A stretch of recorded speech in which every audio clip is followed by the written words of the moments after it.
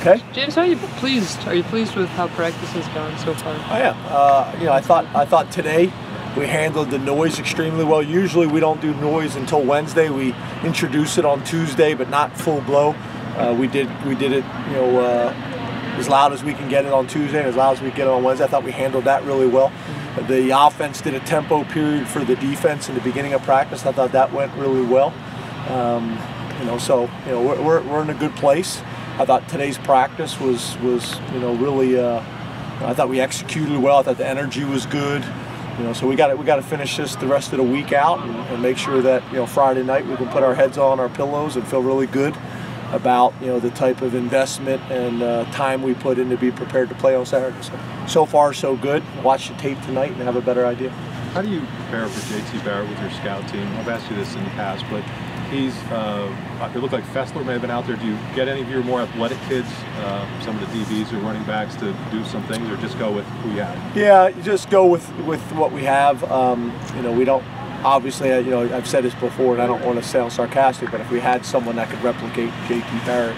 I know from a speed perspective. Yeah, I know, but the problem is if you put a guy back there, what makes it difficult is when the guy that's back there can throw or run, and that's the challenge. We did a couple things in individual, a cage drill, you know, in terms of, you know, doing a great job of not getting too far up the field and creating seams like we did sometimes last week. But no, we you know, we don't really have that guy right now to replicate that the way we would like to in practice. You know, but we did do some individual cage drills and things like that. James, how nice is it to have two guys like Curtis Cochran, Parker Cochran, veterans, you know, really work the interior of your line. Two guys who are friends. We were talking to Curtis earlier today, and he was saying that it was a dream of his and Parker's to, you know, start together and everything from the get-go. And so how nice is it to have those two guys playing along? Yeah, I think whenever you have senior, redshirt, junior, experienced players that have been in these environments before, and you know, they've heard thousands of coaching points from Coach Spencer, and they've heard 1,000 coaching points from Coach Pry, and watched a bunch of film, and you know, been in tough, you know, games and challenging situations. So yeah, there's a lot of value. Experience counts, as we all know, in every situation. So yeah, having veterans like that on defense, you know, really at every level. You know, if you look kind of like the way a baseball team is built, you want to be strong up the middle. When you look at our D tackles, our Mike linebackers, and our two safeties, you know, we're that way. And then we have obviously experience in other spots as well, but we're strong up the middle. James, you've faced a bunch of traditional running offenses so far this year. Is there anything different or challenging going against a running offense like Ohio State has? I think the biggest thing is the tempo. You know, we're a spread team, but we're not like a tempo team in terms of we're trying to run the ball, run plays really fast. It's not really how we do it. Where they are a tempo team and they're going to try to run plays fast. You know, we always saw that with Indiana, with Coach Wilson, and now he's doing it at Ohio State, and he does a great job. You know, I think it's a combination of what Ohio State's done in the past. I think it's a combination of what Coach Wilson's brought, and now they're at a point in the season where I think they've kind of figured out who they are and what their identity is, and Kevin knows what personnel he has and how to use it. And, you know, they're playing really well on the offensive side of the ball, and you know, Coach Pry mentioned the other day, JT's probably playing as well as we've seen him play, and you're talking about a guy who's had an unbelievable college career. He's probably playing his best football right now. You know, so you know, credit to those guys. You've been around this game every level. Have you been around a locker room that has as much self-confidence as this Penn State program does right now? I think we got a confident locker room. We got, you know, really good chemistry. You know, I think we're where we should be right now at this point of the season and with this team. But we also know that, you know, it's one thing to win at home, the whiteout. It's one thing to win at home against a ranked opponent. It's another thing to go on the road and do it. You know, so I think our team is confident, but I also think they're realistic and understand, you know, this is going to be a tremendous challenge. They're as talented of a team as there is in the country. You know, so it's going to be interesting. I think it's going to be a blackout from what I've heard and stuff like that. So. it'll be good. James, with the weather forecast calling for rain, colder temperatures, any extra steps in practice taken to prepare for that specifically? Not really. I mean, I think you guys know we've talked about it before, is when it rains, we stay out. The guys keep staring at the indoor facility, and Coach Moorhead looks at the indoor facility and would like to go in there, but we don't go in there unless it's thunder and lightning. So I think our guys have a lot of confidence in playing in bad weather.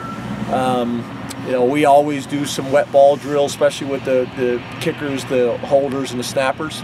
But no, I think we've done a lot of that all year long. I'd love to get a rain day this week. If you could order that up with Penn State meteorology. I think we had I think a couple weeks ago we were expecting rain, and we got rain during that week, which was great. But it is what it is. Is that a philosophy there? I mean, did you have an experience in the past where you said, all right, we're going to be outside through all of that? Has that kind of always been? Well, most places I've ever been, we never had indoor. So yeah. it was what it was. Kutztown doesn't have an indoor. East Stroudsburg doesn't have an indoor. Idaho State was always an indoor. It was a dome we played in. But no, I just think that you have to be able to play and train in all the elements, and the indoors there to when things go to extremes, and when we have to come off the field and thunder and lightning. So it's more just the reality of training your guys to play in what they're actually going to play in on Saturday. So embrace it. James, how do you get a team to play its smartest game of the year without playing a game that it overthinks? Well, I think the point there is you don't change. You don't overemphasize things. You keep teaching football the way you've taught football all year long. I typically show them a video clip every single day, whether it's NFL, college, of somebody doing something in 4-minute, 2-minute critical situation of the game. I showed them a bunch of Leon Lett plays last week, and Leon had a great career, but he had a few plays that you'd probably like to have back.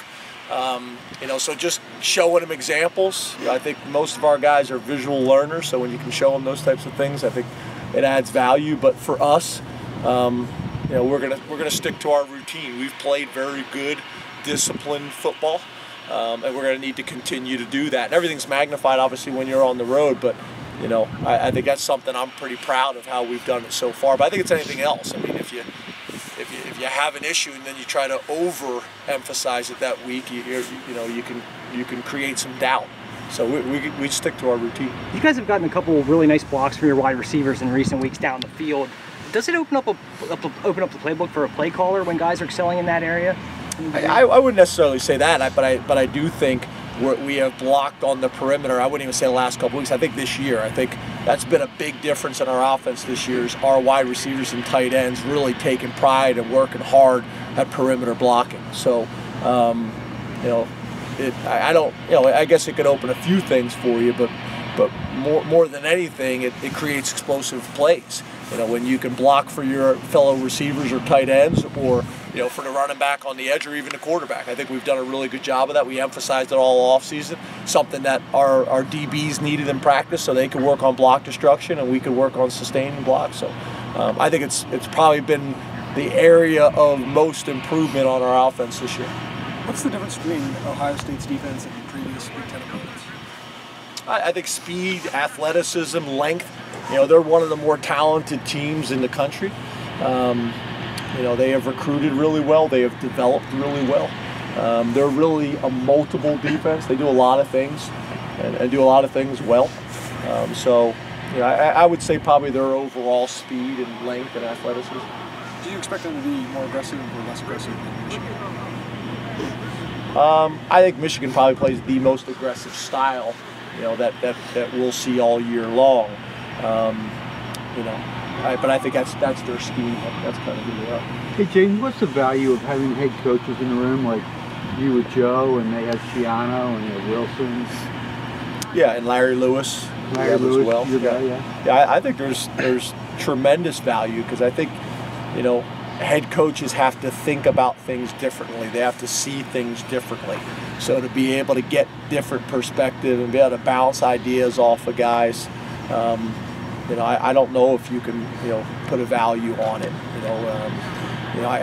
I've heard a lot of people say that they've become much better assistant coaches after being a head coach now and going back, because you see things different. You understand kind of the head coach's perspective, and maybe they've been in situations now that you haven't been in, and you can hear it, or it may reinforce some of the things that you already believe hearing it from somebody else. There's so much value in experience, and having more experienced guys in your room that have coached on each side of the ball, or been head coaches before, or coached in the NFL or major college football, or have coached at Ohio State in that venue. Experience counts and experience matters, and those guys bring a lot of it. You guys are top 20 in fewest penalties in the country, and Ohio State's in the bottom half. How can that possibly be magnified in a game like Saturday? To be honest with you, if you study the impact of what statistics have the most impact on winning and losing, when you study metrics like that, penalties aren't a big one, to be honest with you. I do think that, they can factor in, and the game gets sloppy, and you can give first downs away and stay on the field a little bit longer when it comes to drives and things like that. But do I want to finish the game being ahead in penalties? No doubt about it. I'm not saying that, but it's not something that we pound home with our guys, because it typically is not one of those statistics that have a major impact on how the game goes. Explosive plays are, though, as you've said. How much of a concern is that against this offense that you're playing, who's had a ton of them this year? Yeah, it's always an emphasis for us, turnovers and explosive plays. I think one of the things that really helps our defense is going against our offense, all camp, all spring, all year, skellies and half-line skellies and all the things that we do against each other. I think the matchups at wide receiver and defensive back, that's the best thing you possibly can do, is go good on good as much as you possibly can to help with that. But it's something we spend a lot of time talking about. Our guys understand the importance of it, and we've done a pretty good job ourselves.